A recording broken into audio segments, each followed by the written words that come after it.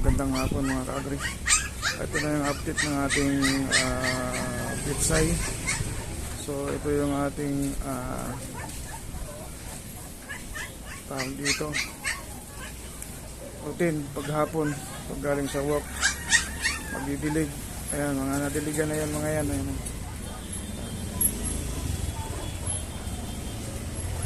So gagawin natin dito kasi yung sa may taas, malago kasi yun yung arawan lagi. Yung gitna ililipat natin. Pansin nyo, ayan, malago yung nasa taas.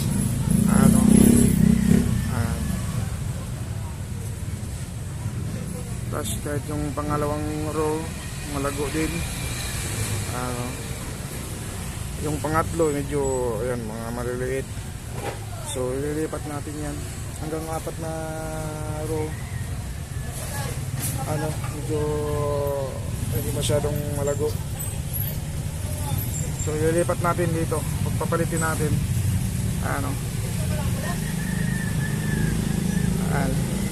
Pagpapalitin natin sila. Yung nasa taas, pinaka pang-4 na row, ililipat natin yung ayan, yung pang-una. Ayan, pagpapalitin lang natin kasi malago sila.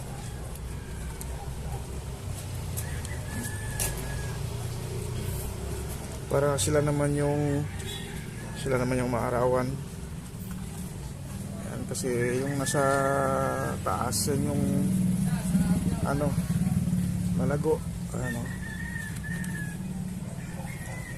Yan lang, pagpapalitan na natin yung pang-4 na row at yung unang row. Yun, ipagpapalit natin.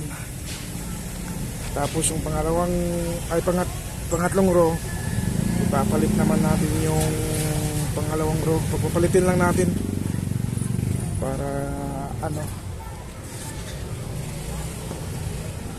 pareho silang malago. Kasi yun laging naiinitan lagi sa taas. Yan.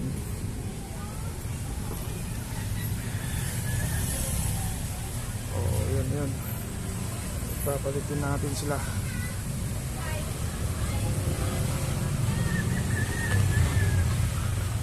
Ayan, nasa baba na yung malago.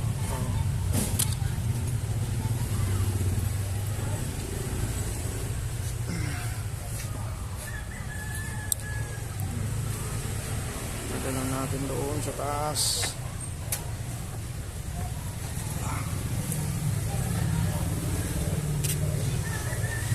Ayan.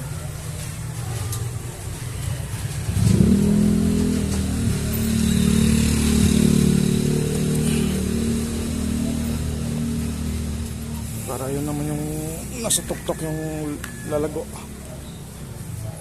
Ano lang to mga kadre, walang chemical na ginagamit ito. Puro organic ito. Yan yung ginagamit natin dito. Di tayo gumagamit ng chemical. Puro organic.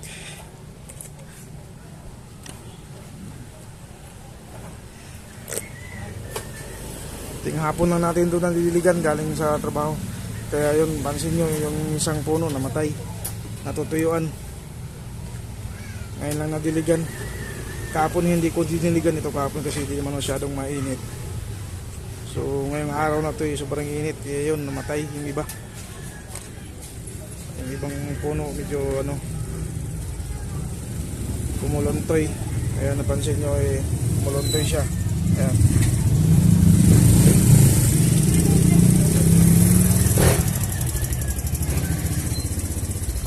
Yung nasa taas talaga kasi yung naiinitan lagi, lalo sa umaga.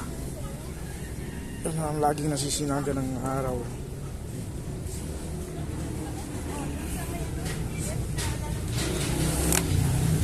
So yun lang mga kagre, in-update ko lang kayo sa aking urban gardening, vertical planting. Ayan, oh.